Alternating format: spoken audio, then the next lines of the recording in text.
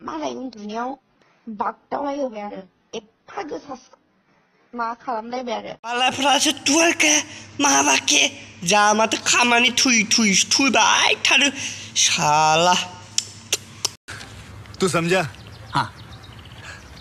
नहीं तू समझा नहीं खुलुमबाय आंनो मोनसे गोदान भिडिअ तो रस भिडिअ तो भूमिकानि एक भिडिअ भाइरेल भिडिअ फैलायबाय भिडिअखौ सुरु खालामनोसै मोजां नांबालाय चेकआव माने साबस्क्राइब खालामनो दाबाव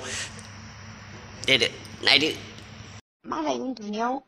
बागदावलायहोबाय आरो एफा गोसा मा खालामलायबाय आरो उन्दुबायानो होमबा बागदावलायहोबाय आरो ए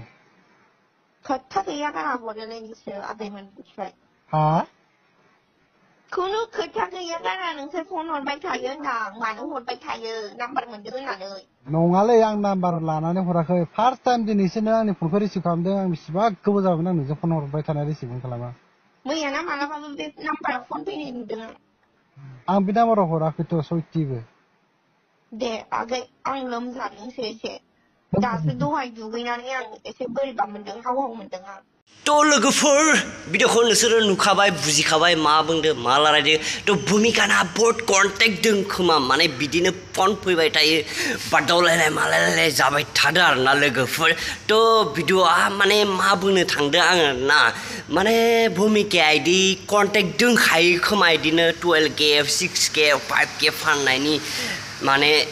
लाइनाव दंखायो खोमा ओंखायनो बारे बारे फन फैयो नोंसोर कल रायलायनायाव खोनाखाबाय बुजिखाबाय माबायदि रायलायदों तो माने बिदि दंखायो खोमा आरोना आंनि थिंनिफ्राय सानो आरो नोंसोर मा सानो कमेन्ट खालामना प्लिज यार खिन्था हरदो माबायदि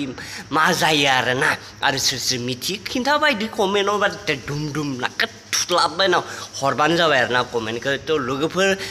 मा बुंबावनो आरो जोंनि बर' हारियाबो बिदिनो आउट कान्ट्रिनि बायदि जोंनि इन्डियायावबो जालांदों आरो माने अखमावबो बर'फ्राबो जालांदों आरोना लोगोफोर तो भिडिअखौ मोजां नांदोंबा लाइक शेयार कमेन्ट साबस्क्राइब खालामनो दाबाव बेसेनाय शेयार खालामदो लोगोसेनो आंनि ब्लगार इस्पेककेआबो एकदम बारा नांथारला आरो 110ल' नांगौ आरो 1K जाथारनो